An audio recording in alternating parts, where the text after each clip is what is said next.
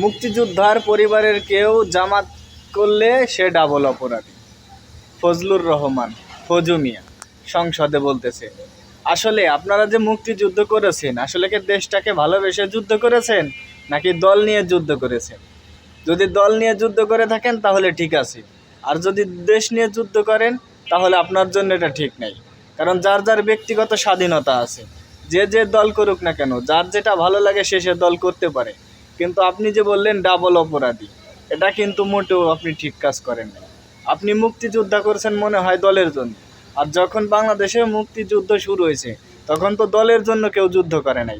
কে কোন দল করবে সেটা তো নিয়ে যে কেউ যুদ্ধ করে নাই।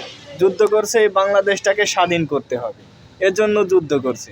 তাই যাই কথাবার্তা বলেন না কেন, ভেবেচিন্তে তারপরে কথা বলবেন। আপনি একজন জ্ঞানী ব্যক্তি, আপনার দ্বারাই এই কথা বলা উচিত হয় নাই।